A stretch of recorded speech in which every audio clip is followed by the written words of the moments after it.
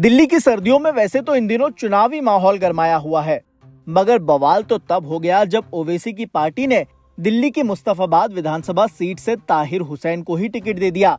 दरअसल आम आदमी पार्टी से निगम पार्षद रहा ताहिर हुसैन 2020 के दिल्ली दंगों के मुख्य आरोपियों में से एक है। ऐसे में बवाल होना तो तय ही था। अब खबर ये है कि चुनाव प्रचार के लिए वो बाहर आना चाहता है, मगर अब उसके इस मंसूबे पर भी पानी फिरता दिख रहा है। दरअसल दिल्ली दंगों के आरोपी ताहिर हुसैन की जमानत याचिका पर सुप्रीम कोर्ट ने सोमवार को 2 टूक कहा कि जेल में बंद सभी लोगों को चुनाव लड़ने से रोका जाना चाहिए। ताहिर की जमानत याचिका का मामला सोमवार को सुप्रीम कोर्ट के जस्टिस पंकज मित्तल और अहसानुद्दीन अमानुल्लाह की बेंच में लगा। जस्टिस मित्तल ने कहा कि इस तरह के सभी लोगों के चुनाव लड़ने पर पाबंदी होनी चाहिए। इस पर ताहिर के लिए पेश वकील सिद्धार्थ अग्रवाल ने कहा कि ये केस जमानत स्वीकार किए जाने के लिहाज से उचित है। चुनाव आयोग ने नामांकन स्वीकार किया है, प्रचार की अनुमति भी मिलनी चाहिए। फिर ताहिर की ओर से पेश एडवोकेट ने मंगलवार को सुनवाई करने का अनुरोध किया।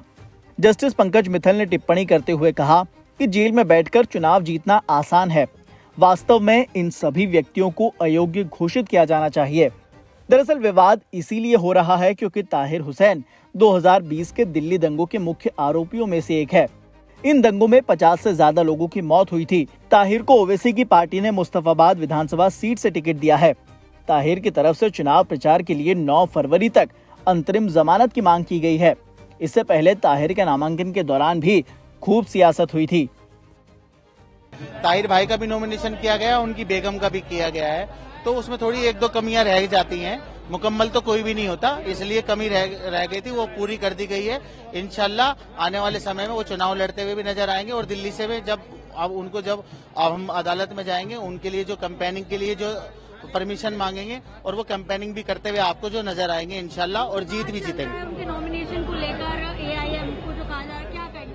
नहीं, कोई भी बात नहीं है। हमारा नॉमिनेशन अच्छे से हो गया, सब कुछ बढ़िया सा हो गया है इंशाल्लाह। अब तो जीत की तरफ हम चाहते हैं कि हम जल्द से जल्द जीत की तरफ जाएं। भरपूर समर्थन मुस्तफाबाद की जो जनता है वो उनको देना चाहती है, क्योंकि उनके 5 साल का जो कार्यकाल रहा निगम पार्षद का, उन बहुत अच्छा कार्यकाल रहा, कोई करप्शन नहीं, और उन्होंने जनता के लोगों के काम किए और लगातार 24 घंटे लोगों की जनता के साथ रहे। तो ये जो कोई काम करता है उसके साथ देखो जनता जरूर उनका साथ देती है।